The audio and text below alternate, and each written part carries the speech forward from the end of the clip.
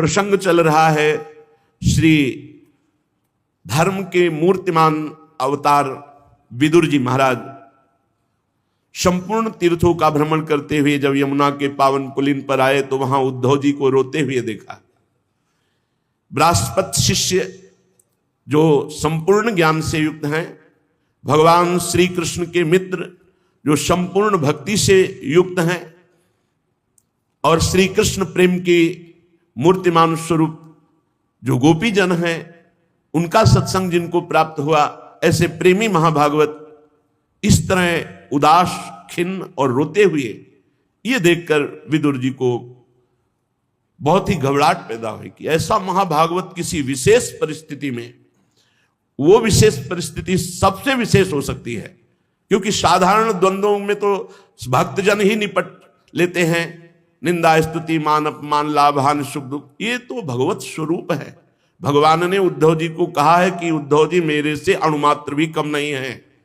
ऐसे उद्धव जी ने देखा महाभागवत धर्मराज का स्वरूप साक्षात विदुर जी खड़े हुए, हृदय से लगाया। विदुर जी ने कहा, उद्धव जी आपकी स्थिति देख करके हमें बड़ी घबराहट हो रही है, आप बताइए क्या बात है। तो उन्होंने भगवान की लीलाओं का गायन करते हुए बताया कि आज मैं श्री कृष्ण से प्रगट में रहित हो चुका हूं, अर्थात भगवान श्री कृष्ण अंतर्ध्यान हो चुके हैं। और आपने जिन जिन का परिचय पूछा, कौरववंशियों का, यदुवंशियों का, सब पधार गए। भगवान के काल ने सबको समेट लिया है। मैं उन भगवान से रहित हो चुका हूं जिन्होंने छठवें दिन ही पूतना जैसी राक्षसी को वो पदवी दी जो धाय मां को दी जाती है। इनसे बढ़कर कौन दयालु होगा जो विष पिलाने आ रही है उसको परम पद दे रहे हैं जो मां को मिलना चाहिए।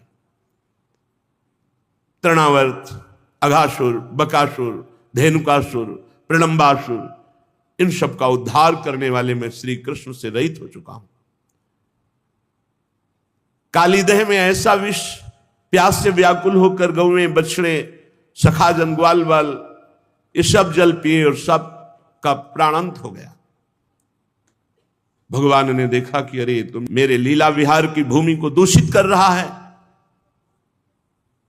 अपनी अमृतमयी दृष्टि से एक क्षण में समस्त सखा, ग्वाल बाल, बछड़ा सबको जीवित कर दिया।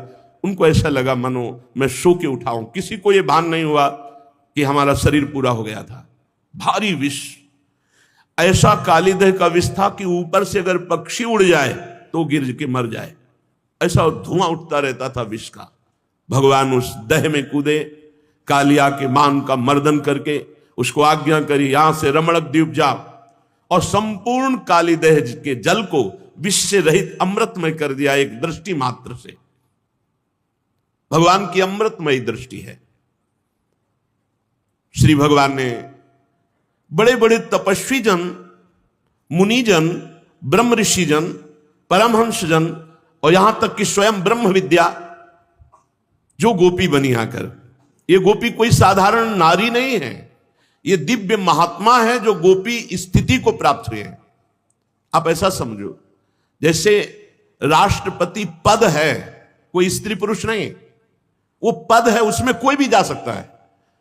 हमारे भारत का कोई भी अधिकार, वो एक पद है, उसमें कोई भी जा सकता है। ऐसे ही गोपी एक पद है, गोपी भाव एक पद है। जैसे सखा भाव तो लगता केवल पुरुष जा सकते, नहीं, कोई भी बालक, वृद्ध, स्त्री, पुरुष, कोई भी भगवत सखा भाव कर सकता है, कोई भी दास्य भाव कर सकता है। ये पदवियां हैं, महान प्रेम रस मार्ग की ये पदवियां हैं, भाव स्थितियां। शांत भाव, दास्य भाव, सख्य भाव, वात्सल्य भाव, गोपी भाव। भगवान ने उन ऋषि मुनि, उन श्रुति की ऋचाएं, उन परमहंसों की जिनके हृदय में कांता भाव प्रकट हुआ, उनको वंशीनाद से मोहित करके अद्भुत रास सुख प्रदान किया। ब्रजवासियों को सुख प्रदान करते हुए श्री भगवान प्रगट लीला में 11 वर्ष तक ब्रज में। उद्धव जी विदुर जी से कहते हैं, इसके बाद भगवान श्री कृष्ण अपने माता पिता देवकी वसुदेव को सुख पहुंचाने की इच्छा से बलदेव जी के साथ अक्रूर जी के द्वारा मथुरा पधारे। वहां शत्रु समुदाय के स्वामी महाबलवान कंस कोई साधारण बलवान नहीं था। कुएलिया पेड़ हाथी 10,000 हाथियों का बल रखता था, उसको अपने अधीन किया, बड़े बड़े राजाओं को परास्त ऐसे खेलते हुए कर दे। तब जरासंध जैसा महाबलशाली राजा जो 20,000 राजाओं को बंदी बनाए हुए था, अपनी 2 पुत्रियों का ब्याह कंस से किया, रीझ कर। यह ऐसा महाबलशाली भगवान कंस को ऊंचे सिंहासन से केस पकड़कर घसीटते हैं। क्यों? इसने देवकी जी का सर्वप्रथम केस ही पकड़ा था गला काटने के लिए। जब आकाशवाणी हुई कि 8वां पुत्र तेरी मृत्यु का कारण बनेगा, तो आज जिससे पुत्र होगा उसी को नहीं रखूंगा।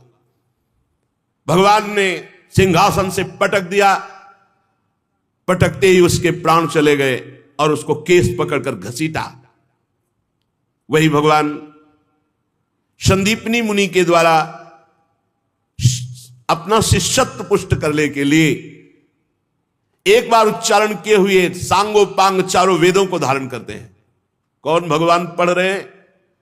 जिनकी श्वासों से वेदों का प्रादुर्भाव हुआ है। जाकी श्वास वेद श्रुतिचारी सो हरि पढ़े, ये अचरज भारी शिष्यत्व। जो लोग कहते हैं बिना गुरु के क्या कल्याण हो सकता है, उनको उदाहरण लेना चाहिए। क्या जगत गुरु भगवान श्री कृष्ण को किसी के शिष्य बनने की आवश्यकता है? कौन सा ज्ञान प्राप्त करना है, कौन सा मंत्र जितने ज्ञान सब आपके ही तो हैं। क्या भगवान मर्यादा पुरुषोत्तम श्री राम को किसी को गुरु बनाने की जरूरत है? लेकिन योग वासिष्ठ में देखिए, गुरु पद में वशिष्ठ जी विराजमान और भगवान शिष्यत्व स्वीकार करके ज्ञान प्राप्त कर रहे हैं। हे श्री राम, आप ऐसा समझिए, वशिष्ठ जी समझा रहे। विश्वामित्र जी की आज्ञा पर भगवान पुष्प लेने जा रहे हैं, संध्या वंदन के लिए चरण चाप रहे हैं, विविध आज्ञाओं का पालन कर रहे हैं। क्या भगवान को किसी की आज्ञा पालन करने की जरूरत है?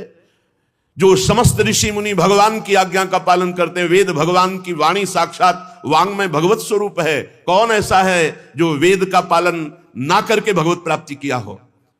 प्रारंभ में सबको वेद अनुशासन में चलना होता है, फिर एक स्थिति प्रेम की आती है जो वेदान्नपि सन्न्यस्ति, जो वेद का भी त्याग कर देते, पर चलना वहीं से होता है, प्रारंभ वहीं से होती है। ज्ञान की पूर्णता वेदांत से होती है, प्रेम की पूर्णता वेद के भी संन्यास से, वेद का भी संन्यास।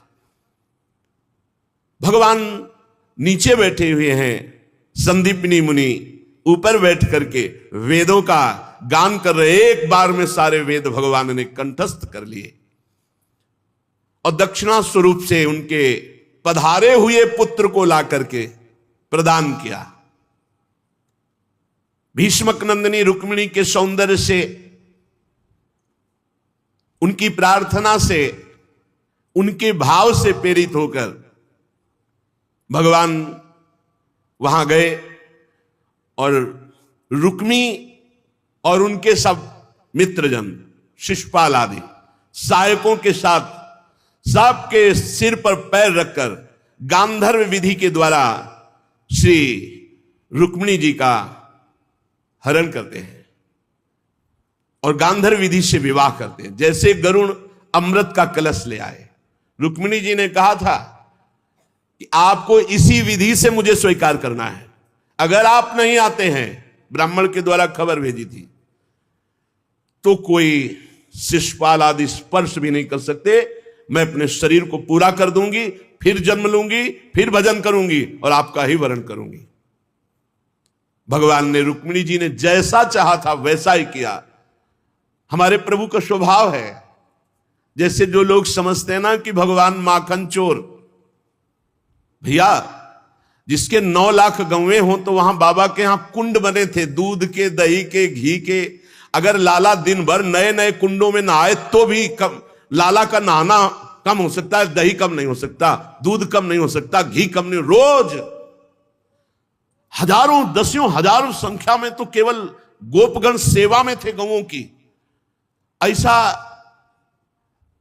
वैभव नंद बाबा का और उनका लाडला, आप विचार करो जरा, चोरी तो तब की जाती है अभाव में, अभाव हो तो चोरी करे। तो फिर ये क्यों लीला में सुना जाता है आज होगी माखन चोरी लीला, ऐसा क्यों कहा जाता है? इसलिए कहा जाता है कि गोपी जनों ने भगवान से ये याचना की। जब वो आती और भगवान की बाल लीलाओं में छकी हुई यशोदा मैया को देखती तो विचार करती कि क्या कभी मेरा ऐसा सौभाग्य हो सकता है, मैं सुंदर गाय का दूध दूं, फिर उसका दही जमाऊं, फिर उसको बिलोऊं, फिर मक्खन निकालूं और ऊंचे पे टांगूं, और लाला चुपके चुपके आवे और फिर वो चोरी चोरी पावे और फिर हम उसे डांट लगावे। तो जैसे मैया के सामने भयभीत होते वैसे मेरे सामने भयभीत, पर मेरे सौभाग्य से कहां। तो ये था मम प्रपद्यन्ते तास्ततै भजाम्य हम, मेरे भगवान भक्त के लिए क्या नहीं कर सकते। जब रथ हाँक सकते हैं, चरण चाप सकते हैं, अपना प्रण विसार सकते हैं, तो उस गोपी जनों की भावना पूर्ति के लिए वो चोरी चोरी जाना सखाओं के साथ ब्रज के बंदरों को बुला लेना। और रामावतार में 14 वर्ष भगवान कभी नगर से बना हुआ भोजन नहीं पाया। आदेश था 14 वर्ष विशेष उदास जीवन व्यतीत करना। भगवान ने पादुका नहीं पहनी, भगवान कभी किसी नगर में नहीं गए, किसी नगर में नहीं। जब सुग्रीव जी ने बहुत प्रार्थना की, विभीषण जी ने प्रार्थना की, लक्ष्मण जी को भेजा राज्याभिषेक के लिए, भगवान नहीं गए। यहां सखा स्वरूप अपने बंदरों को बुलाते, सब आसपास खिड़की के लग जाते हैं, भगवान उनको पवाते हैं, भगवान सखाओं को पवाते हैं, आनंद उत्सव मनाते। और ये गोपी छुप कर देखती, जब देखती हाँ खा चुके अब भागने वाले, बस सामने आ जाते। प्रभु वैसी डरपने की लीला करते, हाथ पकड़ती, चल बहुत प्रवीण बनता है ना, आज मैया से डांट लगाऊंगी, तेरे हाथ जोड़ू गोपी, मैया के पास ना ले जा। यही सुनने के लिए, यही सुनने के लिए प्रभु भय का स्वरूप धारण करते हैं, विनय करते हैं। गोपी आनंद मगन हो जाती है। कोई कोई तो बहुत ही प्रवीण है, इतने पे नहीं छोड़ती, आज तो मैया के पास ले ही चलूंगी। अब आगे जा रही तो बड़े बूढ़े जब आते हैं तो पहले प्रथा थी घूंघट की, घूंघट। अब हाथ, सखा को एक बुलाया और धीरे से हाथ बदल दिया, आप जाके पहले से ही शयन की लीला की। अब वो गोपी दरवाजा खटखटाती, मैया, हाँ इधर लाल जो बोलते, मैया बहुत भूख लगी है, वो देखो दरवाजे पे कोई आया, मैं देखती हूं। और वो ऐसे कहती थी, मेरा लाला चोरी नहीं करता, मेरा लाला बड़ा सीधा है, देखो आज पकड़ के लाई हूं। यशोदा भैया हंस रही, तो भैया तुम्हें हंसी क्यों है? बोले किसको पकड़ के लाई? मेरा लाला है। अरे मेरा लाला तो अंदर से रहा है, पूरे ब्रज मंडल को आनंद में डुबोए। प्रभु भगवान चोरी करेंगे? भगवान को किसी वस्तु का अभाव है?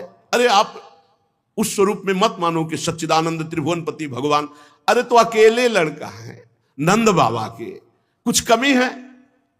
वो 10, 20, 50 मन रोज मक्खन बांटे, कमी है वहां? बाबा के 9 लाख गौ, 9 लाख गौएं, और ऐसे तो नंद बाबा केवल, और नंद बाबा के भाई है और सबकी गौएं हैं। अरे लाला के पास कभी क्या है? हमारे प्रभु अपने भक्तों को सुख प्रदान करते हैं। रुक्मिणी जी ने जैसा चाहा वैसे ही भगवान ने उसी विधान से रुक्मिणी जी को स्वीकार किया। स्वयंवर में 7 बिना नथे हुए बैलों को कब्जे में करके नागनिजिति सत्या से विवाह किया। इस प्रकार मान भंग हो जाने पर मूर्ख राजाओं ने शस्त्र उठाकर राजकुमारी को छीनना चाहा, तो बिना घायल हुए भगवान श्री कृष्ण ने सब राजाओं का मान मर्दन कर डाला।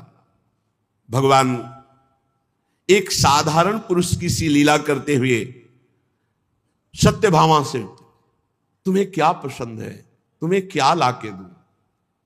हर जगह हमारे प्रभु में ये यथामाम प्रपद्यन्ते। आप सोचो, ये तो सत्यभामा जी मंगलमयी भूमि का अवतार है, और भगवान त्रिलोचन जी के यहां साधारण वेश में नौकर बनकर जाते हैं और बहुत समय तक सेवा स्वयं सच्चिदानंद भगवान करते हैं। ये तो सत्यभामा जी हैं। भगवान माधवदास बाबा को सोच ही सोच बार बार हो रही, स्वयं जगन्नाथ जी पीतांबर का साफा बांधे हुए लंगोटी बार बार धो के बाबा की फैला रहे समुद्र से। क्या है? जब हम भगवान की इस प्रेम भावना को नहीं समझते तो अब भगवान ने तो ऐसा किया। हम अज्ञानी जीव एक साधारण भाव लगाकर भगवान सत्यभामा जी के सामने से, हे प्राण प्रिय आपको क्या पसंद है? सत्यभामा जी ने कहा, स्वर्ग से कल्प वृक्ष पारिजात हमारे यहां आंगन में होना चाहिए। ठीक है, ऐसा ही किया। इंद्र थोड़ा इंद्राणी के कहने से कि कल्प वृक्ष तो स्वर्ग में ही रहेगा। इंद्र ने कहा कि देखो प्रभु हैं, बोले नहीं ये नहीं जाएगा। तो इंद्र को विवश होकर भगवान से प्रतिकूलता करनी पड़ी। थोड़ी देर में इंद्र को समझ में आ गई कि इनके आगे हम तो गरुड़ में रख करके स्वर्ग से कल्प वृक्ष सत्यभामा जी के आंगन में। इंद्र ने अत्यंत क्रोधित होकर देव सैनिकों के साथ भगवान पर आक्रमण किया। निश्चित भगवान जब अपने को छुपा के लीला करना चाहे तो कोई नहीं जान सकता, पर भगवान ने एक क्षण में समस्त देवताओं को यह अनुभव करा दिया कि वो शक्तिहीन है। भगवान कल्पवृक्ष लाकर सत्यभामा जी के आंगन पे लगाया। विशाल शरीर जो आकाश को भी ढक दे, भगवान ने उस भौमासुर को सत्यभामा जी को साथ ले गए थे कि एक बार ये बोले कि मारो। इतना प्रहार, बहुत बलशाली उसका जब आएगा प्रसंग तो इतना सुरक्षा व्यवस्था कोई जा ही नहीं सकता था बिना भगवान के। 16,100 राजकुमारियां बंदी बना के रखी थी, पूरे विश्व की देव कन्या, नाग कन्या, यक्ष कन्या, नर कन्या, सब ऐसे। भगवान ने ऐसे भौमासुर का उद्धार किया और उनके पुत्र भगदत्त को राज्याभिषेक किया, उन्हीं के पुत्र को राज्याभिषेक किया। और जब अंतापुर में प्रवेश हुए तो 16,100 राजकन्याएं जो बंदी बनाए हुए थे, देखते ही भगवान श्री कृष्ण को आनंद में मगन हो गई और सब ने एक स्वर में कहा, प्रभु विश्व में कोई हमें स्वीकार नहीं करेगा, क्योंकि आसुर स्वभाव वाला है भौमासुर, हमें बंदी बनाए हैं तो कोई नहीं स्वीकार करेगा। अब हम आपकी शरण में हैं। तो भगवान ने 16,100 राजकुमारियों को द्वारिका पालकी में भेजा और इनके साथ एक साथ इतने रूप धारण करके एक साथ भगवान ने ब्याह 16,108। ये 16,100 वो राजकुमारियां हैं जो भौमासुर ने बंदी बनाया था और जिन्हें कोई स्वीकार नहीं करता, क्योंकि ये असुर स्वभाव का बंदी बनाए हुए कौन स्वीकार करेगा? भगवान जिसको कोई नहीं, और जो भगवान की शरण, भगवान ने अपनी प्रिया बनाया। भगवान की ये निज शक्तियां हैं। भगवान ने 16,100 रूप धारण किए, 16,100 जगह एक ही मुहूर्त में 16,100 से पाणी ग्रहण किया, एक ही मुहूर्त में। कर तुम मकर तुम अन्यथा कर तुम, सर्व समर्थ भगवान। नारद जी को यही लगा था कि 16,108 साल में तो 365 दिन होते हैं, भगवान कब किसके पास जाते होंगे? तो जिस महल में गए दिव्य शक्ति संपन्न नारद जी, जिस महल में गए भगवान उस महल में मिले।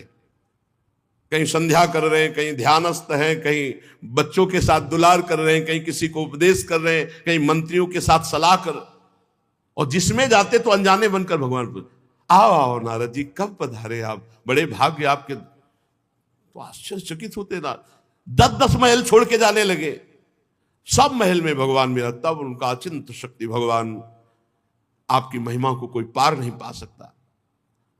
भगवान ने उन सब से 10-10 पुत्र उत्पन्न किए।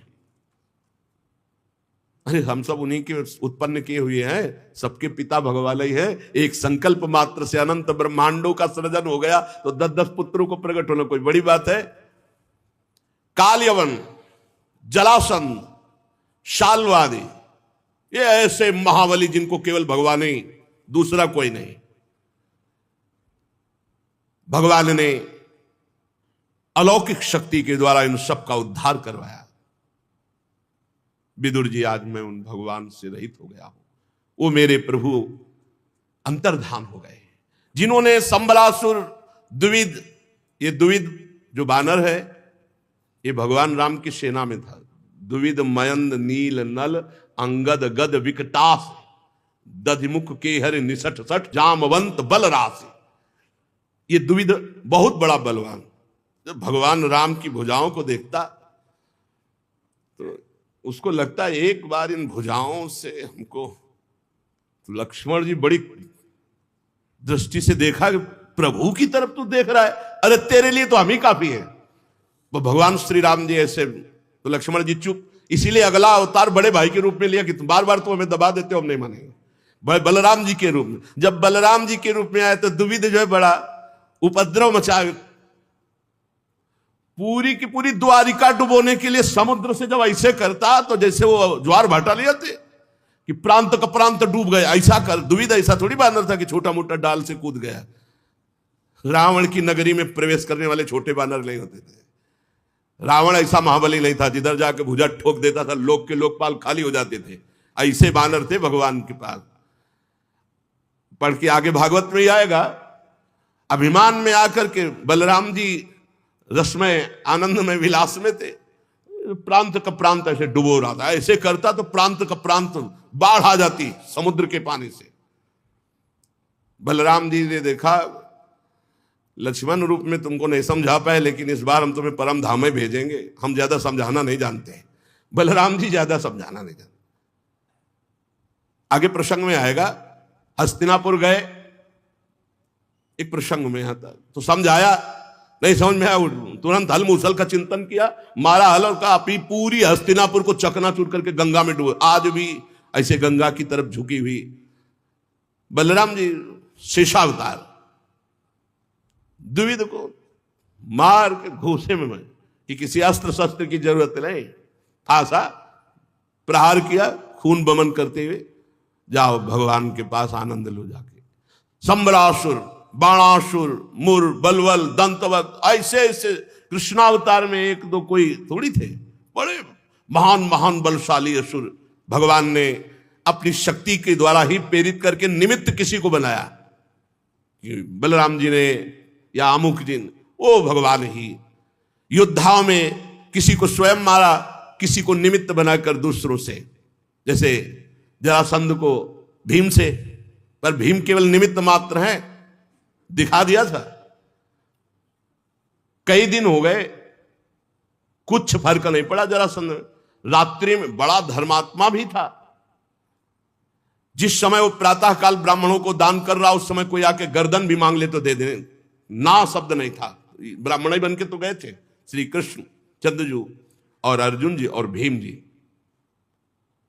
तो उसने भुजाओं में प्रत्यंचा की रगड़ और चाल देख के कहा कि तुम लोग कपट कर रहे हो, ब्राह्मण तो हो नहीं, पक्का ब्राह्मण नहीं हो, मांगने आए हो तो देंगे जो तुम चाहोगे, क्योंकि मेरे भय से भयभीत होकर ब्राह्मण बन के आए हो, इसलिए मैं वापस तो जाने नहीं दूंगा, लेकिन मैं पक्का कहता हूं तुम ब्राह्मण नहीं हो। क्या बता सकते हो अपना परिचय, आप कौन है? तो बताया, हाँ तुम जो कह रहे हो सही है, मैं तुम्हारा पुराना दुश्मन हूं। भगवान श्री कृष्ण रण छोड़ भगवान लीला किए थे। ये कौन? अर्जुन। ये कोई वीर है, ये कोई हमसे लड़ने लायक? ये वृकोदर महाबली भीम, हाँ ये योद्धा है हमारे हो। आओ। कई दिन तक बाहुयुद्ध हुआ। रात में स्वयं सेवा करवाता, एक रिश्तेदार की तरह भोजन व्यवस्था, सब कोई छल कपट नहीं। और दिन में भयंकर युद्ध, जैसे बादल गरजते हैं ऐसे घूंसे का प्रहार होता था एक दूसरे का। कई दिन जब हो गए तो भीमसेन ने इशारे से भगवान से कहा कि नस नस तोड़ दिए, इसलिए अब बस या तो आप इज्जत बचाओ, नहीं इस महाबली जरासंध के आगे अब मेरी बस नहीं रह गई। भगवान ने कृपा दृष्टि से भीम को बलवान किया और कहा फाड़ दो, ऐसे नहीं मारे मरेगा। फाड़ दिया, फेंक दिया, फिर वो जुड़ गया। अब तो भीम और डर गए कि मारे ही नहीं मरेगा प्रभु अब तो भगवान ने फिर उसको विपरीत दिशा में, क्योंकि जरा नाम की राक्षसी ने जोड़ा था, ये प्रगट ही हुए थे दो रूपों में, एक फल पर उसको दो रूपों, तो वो दो रूपों में गर्व, और ये ही कहा जियो जियो, सो वो तो जरासंध, जरा नाम की राक्षसी ने संध किया इसलिए जरासंध नाम पड़ा। तुम मरवाया किसी से हो, लेकिन सामर्थ्य तो इन्हीं की रही है। आपके भाई महाराज विदुर जी जो धृतराष्ट्र हैं और पांडु के पुत्रों का पक्ष लेकर के भगवान ने कुरुक्षेत्र में पहुंची हुई सेना, जिससे भूमि कंपायमान हो रही थी, महाबली कर्ण, दुशासन, शकुनी, ये सब, भीम की गदा, अर्जुन का गांडीव, युधिष्ठिर का भाला, नकुल सहदेव के अस्त्र, इन सब से मारे जा चुके हैं, सब मारे जा चुके हैं। द्रोण, भीष्म, अर्जुन, भीमसेन के द्वारा ये विपुल संहार इन्हीं के द्वारा हुआ, क्योंकि ये पृथ्वी का भार हरण करने के लिए अवतरित हुए थे। अभी तो मेरे अंश रूप प्रद्युम्न आदि के बल से बड़े हुए यादवों का दुस्सह दल बना हुआ है। भगवान ने विचार किया तो ब्राह्मणों के साप से अपने वंश का संपूर्ण विनाश करवा डाला। बड़ा विचित्र खेल होता है, इनकी लीला विचित्र थी। सामवादी सब यदुवंशी बालक आपस में विनोद कर रहे थे, सब नवयौवन, और वहां हजारों महात्मा भगवान के दर्शन के लिए आया करते थे। तो द्वारिकापुरी में वास करते, तो एकांत में वास कर रहे थे, तो सबने कहा आज इनकी परीक्षा लेते हैं महात्माओं की, ये कुछ जानते हुए हैं कि ऐसे ही। तो सांब के पेट में ऐसे बांध करके, जैसे गर्भवती महिला हो, और सुंदर पोशाक धारण करवाकर, सांब बड़े सुंदर थे, जाम्बवती के गर्भ से प्रकट हुए थे भगवान शंकर की आराधना से। देख लो लीला, देखो भगवान श्री कृष्ण ने सांब के प्रकट होने के लिए भगवान शंकर की आराधना की, और उनसे वर रूप में सांब प्रकट हुए थे। क्यों? क्योंकि जो संवरण लीला, जो विनाश लीला है, उन्हें तो सांबई से शुरू हुई, बहुत धीरे धीरे गए। और जो भी लोग युवक सब यदुवंशी थे, तो कहा हे ऋषियों, दंडवत प्रणाम किया, ये हमारे कुल की कुल वधू है, गर्भवती है, ये संतान बालक होगी या कन्या, आप कृपा करके। तो वो तो त्रिकालज्ञ के ऋषि वो सब देखे, उपहास कर ले भगवान के लाड़िले बच्चे होकर के, ये ऐसा उपहास करते। एकदम क्रोध आया, भगवत इच्छा, जैसे भगवत इच्छा से कभी अभद्र व्यवहार नहीं हुआ। यही तो होता है, भगवान की जब लीला होली होती है तो किसी का बस नहीं चलता। ये ऐसे उनके अंदर क्रोध, जैसे कभी किसी महात्मा को जय विजय ने नहीं रोका होगा, कभी। पता नहीं उस दिन क्या आया कि सनक सनंदन सनातन सनत कुमार को रोक दिया।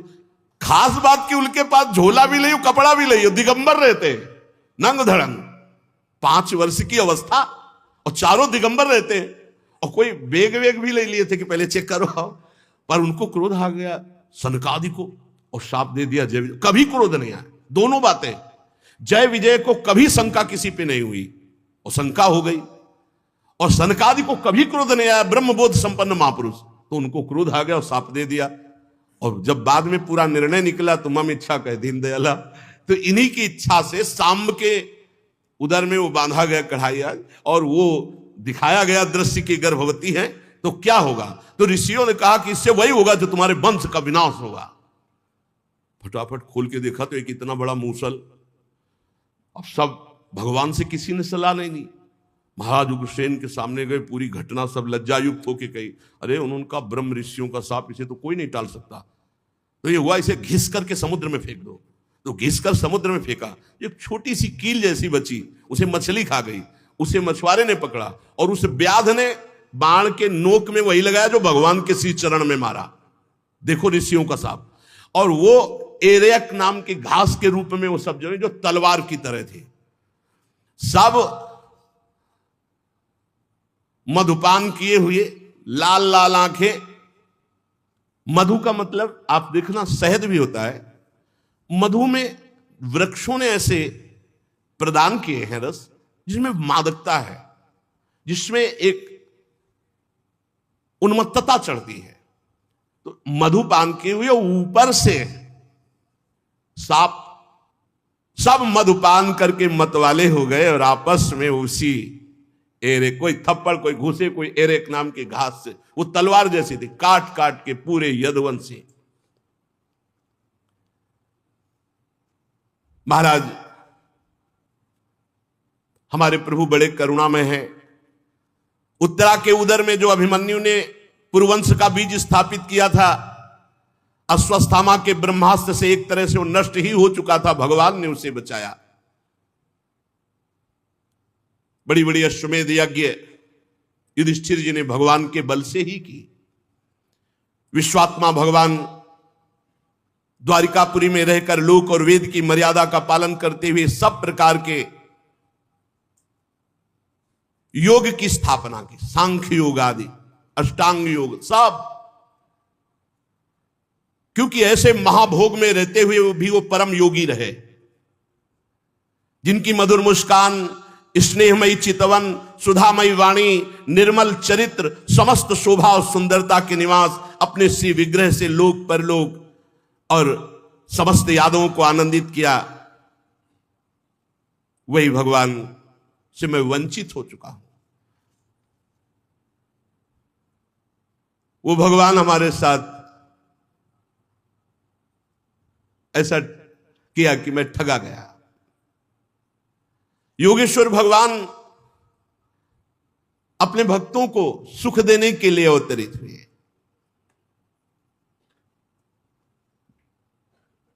कैसे मैं महाराज बताऊं कि आज मैं उन्हीं प्रभु से वंचित हो चुका हूं। प्रीतम प्रभु श्याम सुंदर मुझे ठग लिए। क्या दिव्य विशुद्ध चिदानंदमय सुंदर श्याम शरीर, ओहो शांति भरी रत्नारी आंखें, रेशमी पीतांबर, दूर से ही चित्त को लुभायमान करने वाला स्वरूप। विदुर जी, ये मैं अंतिम शोभा आपको बता रहा हूं अपने प्रभु की। एक पीपल वृक्ष के नीचे बाईं जांग पर दायां चरण रखे हुए, भोजन पान सब का त्याग करके आनंद प्रफुल्लित, उस समय मैं वही था। उस समय महान स्थिति को प्राप्त परम भागवत सिद्ध श्री मैत्रेय जी लोकों में स्वच्छंद विचरते हुए वहां पहुंचे। बड़ी ऊंची स्थिति के महात्मा मैत्रेय जी, वो आनंद और भक्ति भाव से भगवान के सामने नमन किए। मैं वहीं पास बैठा था, बस यही थे उद्धव जी, मैत्रेय जी और भगवान। ये जब भगवान परम धाम पधार रहे, श्री भगवान कहने लगे, मैं तुम्हारी आंतरिक अभिलाषा जानता हूं। ये बात विदुर जी को उद्धव जी बता रहे हैं, यमुना के पावन तट पर बैठे हुए। मैं तुम्हारी आंतरिक अभिलाषा जानता हूं, इसलिए मैं तुम्हें वो साधन बता रहा हूं जो सबके लिए अत्यंत दुर्लभ है। उद्धव, तुम पूर्व जन्म में वसु थे। विश्व की रचना करने वाले प्रजापतियों और वसुओं के यज्ञ में मुझे पाने की इच्छा से तुमने मेरी बड़ी कठिन आराधना की थी। इसीलिए तुम उद्धव के रूप में जन्मे हुआ कर। यह तुम्हारा अंतिम जन्म है,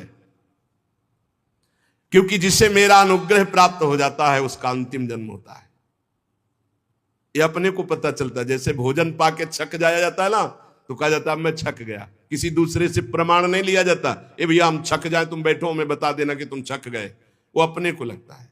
ऐसे जब अपना काम हो जाता है ना, पता है हमारा काम हो गया। वो अंदर से भगवान बता देते हैं, जिसे मेरा अनुग्रह प्राप्त हो गया उसका अंतिम जन्म है। उद्धव, अब मैं इस मर्तलोक से अपने परम धाम को जा रहा हूं। यहां एकांत स्थल है। तुम मेरे अनन्य प्रेमी हो, इसलिए मेरा दर्शन पाया। बड़े सौभाग्य की बात है। पूर्व काल में आरंभ में मैंने अपने नाभि कमल पर बैठे हुए ब्रह्मा को अपनी महिमा के प्रकट करने वाले जिस ज्ञान का उपदेश किया, वही मैं तुम्हें बता रहा हूं। विदुर जी, उद्धव जी कहते हैं, विदुर जी, मुझ पर तो प्रतिक्षण उन परम पुरुष की कृपा वर्षा करती थी। उस समय उनके इस प्रकार आदर पूर्वक कहने से मैं रो पड़ा। गदगद वाणी हो गई, अश्रुधारा बहने लगी और मैंने हाथ जोड़कर कहा, स्वामी मुझे कोई ज्ञान नहीं चाहिए, मुझे आपके चरणों का सानिध्य चाहिए। मैं आपके बिना नहीं रह सकता। कि आप अंतर ध्यान हो जाए, हमें ज्ञान विज्ञान। प्रभु मुझे धर्म अर्थ काम मोक्ष चारों नहीं चाहिए, ये ज्ञान आप मुझे मत दीजिए, मुझे ज्ञान नहीं चाहिए, मुझे किसी की इच्छा नहीं है, बस एक कृपा कर दो कि आप मुझे कभी मत छोड़ो, मैं आपके साथ रहूं, आप मुझे साथ ले चलो। यही भक्त का हृदय होता है, यही प्रेमी का हृदय होता है। मुझे और कुछ धर्म अर्थ काम मोक्ष ये सब नहीं। महाप्रभु हरिवंश चंद्र जी यही कह रहे हैं, धर्माद्यर्थ चतुष्टयम विजयताम किम तद वृथा वार्तया सैकांतेश्वर भक्ति योग पदवी तो आरोपिता मूर्धनी। मैं भगवान की एकांतिक भक्ति को भी नमस्कार करता हूं। नहीं, आप क्या चाहते हो, क्या स्थिति है? यो वृंदावन सिंह कश्चन घनाश्चर्या किशोरी मणिस तत्कं करे रसामृतादि परम चित्ते न में रोचते। मेरे चित्त को और कुछ नहीं अच्छा लगता, बस महारानी जी के चरणों को दुलार करना, उनकी समीप रहना, मुझे और कुछ अच्छा नहीं लगता। ऐसे उद्धव जी महाराज कह रहे हैं, मुझे नहीं चाहिए धर्म अर्थ, नहीं चाहिए मुझे ये ज्ञान आपका, मुझे काम मोक्ष ये सब नहीं चाहिए, मुझे आपके साथ रहना, मुझे आपके साथ आपका सानिध्य चाहिए, ये सब नहीं चाहिए। प्रभु आप निष्प्रिय होकर के प्यार करते हैं, किसी निष्प्रिय स्थिति आपकी और आप प्यार कर रहे हैं, अजन्मा होकर के आप अवतार ले रहे हैं, काल रूप होकर के आप द्वारिकापुरी के लिए भाग रहे, मथुरापुरी छोड़कर, स्वात्माराम होकर 16,108 पत्नियां, ये सब औरों की बुद्धि को चक्कर में डाल सकता, मेरी बुद्धि को नहीं। देव, मैं जानता हूं आपका स्वरूप अबाध अखंड है, फिर भी आप मुझे बुलाते थे सलाह के लिए। ये दूसरों की बुद्धि में चक्कर डाल सकता, मेरी बुद्धि में नहीं। मैं जानता हूं, मैं मोहित नहीं हो रहा हूं आपकी इन बातों से, मैं मोहित नहीं हो रहा हूं। स्वामीन, आपका जो स्वरूप गूढ़ रहस्य है, समग्र ज्ञान है, जो ब्रह्मा जी को बताया था, मैत्रेय जी भी पास बैठे हैं। मैं तो बिल्कुल इच्छा नहीं, सुगमता पूर्वक संसार समुद्र से पार होने के लिए जो आपका नाम है, आपका आश्रय है, वो हमें प्राप्त, हमें कोई और ज्ञान की जरूरत नहीं। ये मेरे हृदय का भाव था, मैंने निवेदन कर दिया। उद्धव जी ने कहा, तब परम पुरुष परमात्मा भगवान श्री कृष्ण ने उस समय मैत्रेय जी और उद्धव जी ही है केवल उपदेश किया। जो एकादश स्कंद आएगा उसमें भगवान उद्धव जी को उपदेश कर रहे हैं। पूज्यपाद परम गुरु भगवान श्री कृष्ण से आत्म तत्व की उपलब्धि प्राप्त करके प्रभु के चरणों की वंदना की, परिक्रमा की, और मेरे देखते देखते अंतर्धान हो गए। मैं विरह से व्याकुल भटक रहा हूं। विदुर जी, जो मैं उनके सानिध्य में आनंद प्राप्त करता था, वही मेरा हृदय आज उनके बिना विरह व्यथा से अत्यंत पीड़ित है। अब मैं यहां टिक नहीं सकता, क्योंकि आदेश हुआ था बद्रिकाश्रम जाना और वहां मेरा चिंतन करना। तो हम अपने प्रभु के आदेश से बद्रिकाश्रम जा रहे हैं, और वहां भगवान नर नारायण दोनों ऋषियों से हमें मिलना है। भगवान ने ऐसी आज्ञा की है, और वहां पहुंचकर कठिन तपस्या के द्वारा भगवान की आराधना करनी है। इस प्रकार उद्धव जी के मुख से अपने प्रिय बंधुओं के विनाश का आशय समाचार सुनकर विदुर जी को बड़ा शोक हुआ कि कौरव सब के सब विनाश को प्राप्त हुए, पर परम ज्ञानी है, तुरंत ज्ञान के द्वारा उस शोक को संभाला। भगवान श्री कृष्ण के परिकरों में प्रधान महाभागवत उद्धव जी बद्रिकाश्रम की ओर जाने लगे। तब कुरुश्रेष्ठ विदुर जी ने श्रद्धा पूर्वक पूछा, उद्धव जी, योगेश्वर भगवान श्री कृष्ण जो ज्ञान उस समय प्रकट किया, क्या वो हम सुनने के अधिकारी हैं? क्या आप कृपा करके मुझे सुनाएंगे? उद्धव जी ने कहा कि एक बात तो रह गई बताने की।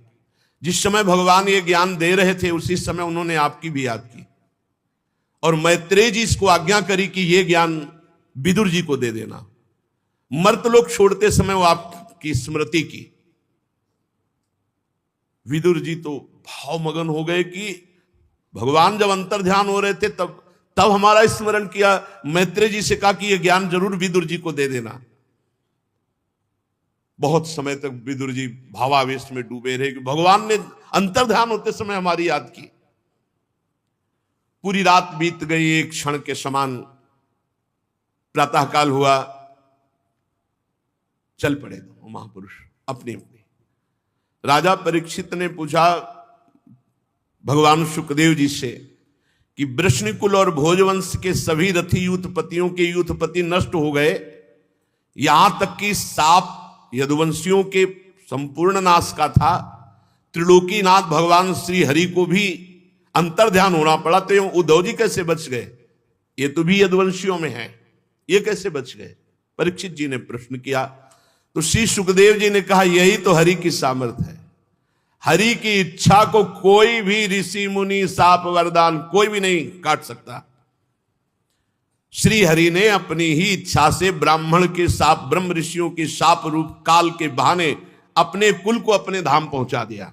अपने श्री विग्रह के अंतर्धान करने के पहले ये सब भगवान मुस्कुराते हुए देख रहे थे। श्री चरण में चरण चढ़ाए दाहिना और मुस्कुराते हुए देख रहे थे पूरा विनाश हो रहा है। तब जब एक एक परम धाम पहुंच गए तब अपने स्वरूप को अंतर्ध्यान किया। भगवान ने ये विचार किया था कि मेरे विशुद्ध ज्ञान को केवल ग्रहण करने का अधिकार उद्धव जी को है। इस समय सच्चे ज्ञानी उद्धव जी हैं। उद्धव जी अणुमात्र भी भगवान से कम नहीं है, भगवान ने स्वयं अनुभव किया। अरे वो जिसको अपना दे दे तो उसमें क्या। उद्धव जी आत्मविजयी हैं। जीवन भर में कभी एक बार भी किसी विषय पर उद्धव जी विचलित नहीं हुए कि किसी भोग ने उन्हें आकर्षित किया हो। इसलिए सच्चे ज्ञान के अधिकारी उद्धव है। और भगवान ने संकल्प किया कि यहीं रहे तो कोई साप नहीं लागू हुआ उद्धव जी के। इसलिए कर तुम अकर तुम अन्यथा कर तुम सर्व समर्था स ईश्वरा। वो जो चाहे कर सकते हैं। वेदों के मूल कारण जगत गुरु भगवान श्री कृष्ण चाहते थे, इसलिए उद्धव पर कोई साप लागू नहीं हुआ। और उद्धव जी को आज्ञा करी बद्रिकाश्रम में जाओ और समाधि योग के द्वारा मेरी आराधना करो। जितना शेष समय है आराधना में व्यतीत करो।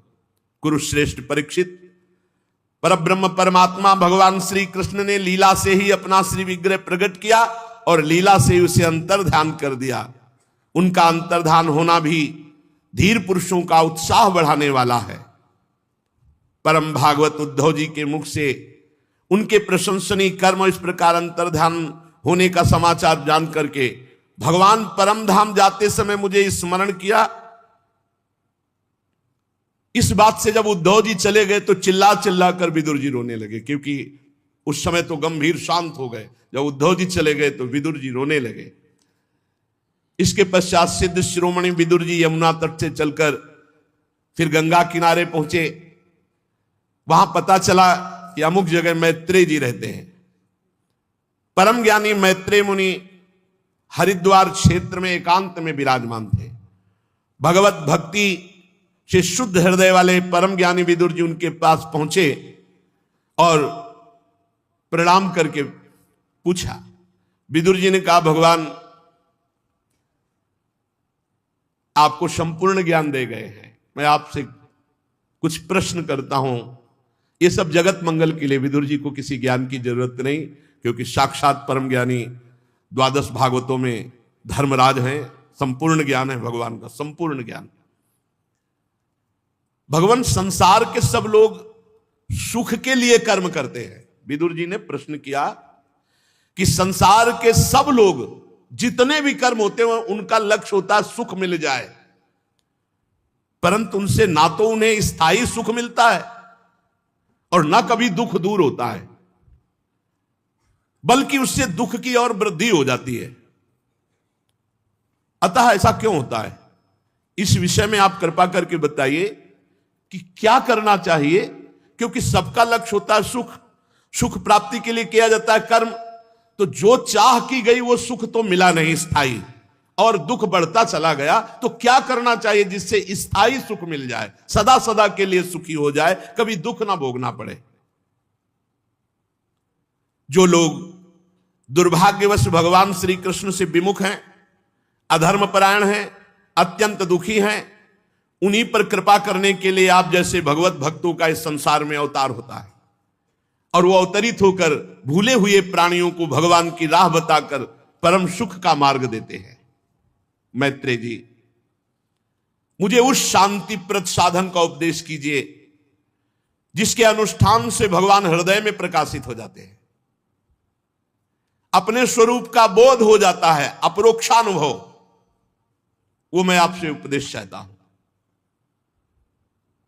और महाराज, त्रिलोकी के नियंता परम स्वतंत्र भगवान श्री हरि जो जो अवतार लेकर लीलाएं करते हैं, अकर्ता होकर भी उन्होंने कल्प के आरंभ में सृष्टि की रचना की, इसे स्थापित किया, जीवों की जीविका का विधान किया, फिर इन सब को समेट करके वृत्ति शून्य होकर योग माया का आश्रय लेकर शयन करते हैं। तो योग योगेश्वरेश्वर भगवान श्री कृष्ण संपूर्ण ब्रह्मांड की रचना करते हैं, पालन करते हैं, लय करते हैं। मैं समझना चाहता हूं कैसे करते हैं। भगवान सदैव अपने भक्तों की रक्षा के लिए, प्रेमियों के लिए, भूमि के लिए, देवताओं के लिए, गौ के लिए वो अवतार लेते हैं। मैं श्री हरि के लीलामृत का पान करते करते कभी तृप्त नहीं हो पाया, इसलिए मैं आपके श्रीमुख से सुनना चाहता हूं। मैं सुनना चाहता हूं भगवान की विभिन्न विभूतियां कौन कौन सी है, कौन कौन से रूपों में भगवान अपनी विभूतियों के रूप में इस जगत में विराजमान है। भगवान श्री कृष्ण जी के कथामृत का प्रवाह समस्त पापों का नाश कर देता है। मैं स्वल्प सुखदायक धर्मों के विषय में कुछ नहीं जानना चाहता। मैं तीर्थपाद भगवान श्री कृष्ण के गुणानुवाद से कभी आज तक तृप्त नहीं हुआ, इसलिए बहुत प्यास है। नारद आदि महात्मागण आप जैसे साधुओं के समान में भगवान के नाम का कीर्तन, भगवान की कथा का कीर्तन करते हैं, गायन करते हैं। जब नाम कीर्तन और कथा कीर्तन मनुष्यों के श्रवणेंद्रिय में प्रवेश करता है तो उनके संसार चक्र का नाश करके भगवत प्राप्ति करा देता है। सीधे भगवत प्राप्ति, भगवत चर्चा सुनना, नाम कीर्तन करना, नाम कीर्तन सुनना। भगवान आपके तो मित्र हैं भगवान श्री कृष्ण द्वैपायन व्यासदेव जी। भगवान के गुणों की इच्छा से उन्होंने चारों वेदों को सारांश में करके महाभारत के रूप में रच डाला। मनुष्यों की बुद्धि भगवान की कथाओं में लग जाए तो और किसी धर्म के चक्कर में पड़ने की जरूरत नहीं, उसी से कल्याण हो जाए। सा श्रद्धा धानस्य विवर्धमाना विरक्ति मन्यत्र करोति पुंसः हरे पदानुस्मृति निर्वृतस्य समस्त दुखात्ययमा सुधत्ते। जब कोई श्रद्धालु कि वहां सत्संग हो रहा है, भगवत चर्चा हो रही है, चलता है, एक एक कदम यज्ञ के समान होते हैं। और वो जब जाकर वहां कथा सुनता है तो उसके हृदय में उमंग आती है, उत्साह आता है, आनंद आता है। वो उस आनंद के बल से विषयानंद का त्याग करके वैराग्य भाव को प्राप्त होकर भगवत चरणारविंद के निरंतर चिंतन में आनंद मगन होने के लिए विकल हो जाता है। और उस पुरुष की विकलता सारे पापों का नाश करके, दुखों का तत्काल अंत करके भगवत प्राप्ति की योग्य बना देती है। मुझे तो सोचने की भी सोचनी अज्ञानी पुरुषों के लिए बड़ा खेद है, जो अपने पिछले पापों के कारण जहां भगवान श्री हरि की कथा होती है वो कथा सुनने नहीं जाते, विमुख रहते हैं। विदुर जी कह रहे, हाय तान सोच सोच्यान विदोनु सोचे हरे कथायाम विमुखा नघेन क्षीणोति देवो निमिषस्तु एषा मायुर्व्रथावाद गति स्मृति नाम। बड़े सोचनीय लोग हैं जिनको भगवान की कथा की अमुक जगह हो रही और सुनने नहीं गए। खेद है, पिछले पाप उन्हें भगवान की कथा में जाने से विमुख कर देते। हाय काल भगवान उनके अमूल्य जीवन को नष्ट कर रहे। वाणी, देह और मन से वो व्यर्थ बकवाद, व्यर्थ चेष्टा, व्यर्थ चिंतन करके दुर्गति को प्राप्त होते हैं।